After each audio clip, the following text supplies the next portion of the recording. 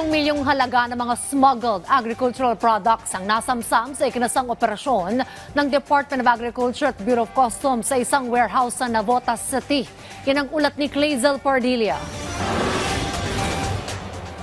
Sinalakay ng Department of Agriculture at Bureau of Customs ang bodegang ito sa Barangay Bangkulasi, Navotas City alas 8 kaninang umaga.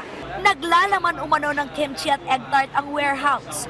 Pero nang buksan ng mga otoridad, tumambad ang iba't ibang smuggled agricultural product. Papalo sa 225,000 kilograms o katumbas ng higit 22 million pesos ang halaga ng mga nasabat na sibuyas sa ito ng Department of Agriculture at Bureau of Customs.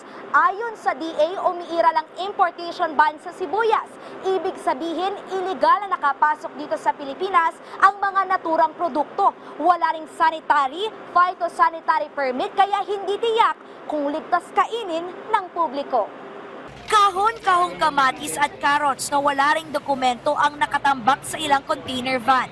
Sa kabuuan, aabot sa 50 milyong piso ang nasabat na produkto na sinasabing mula sa China. Walang papeles, so mahirap na, di ba? Baka may sakit, may peste. Ano pong effect nito sa mga farmers kung nakalabas na sa market? Makaka-apekto sa presyo yan sa mga kabuhayan ng ating mga farmers, di ba? Didispatsahin pabalik ng country of origin o sisirain ng mga produkto. Pero para di masayang, kumuha ng sample ang Bureau of Plant Industry para isailalim sa food safety test. Para makita kung pwede pa to at we will file the appropriate request sa ating korte na pwede pa itong mabenta at malamang sa kadiwa natin ito ibenta kung sakaling payagan. Titingnan natin kung ito ay may residues ng pestisidyo, microorganisms na nakakaapekto, kung safe ba ito.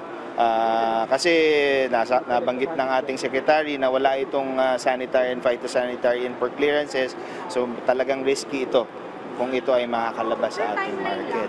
Iniimbestigahan pa ng BOC ang tunay na may-ari ng kargamento. Ang ipa-file po natin kaso, criminal case po on smuggling po. Ipinasara na ng Navotas City Local Government ang bodega. Hindi po nagpa-register, wala rin pong building permit.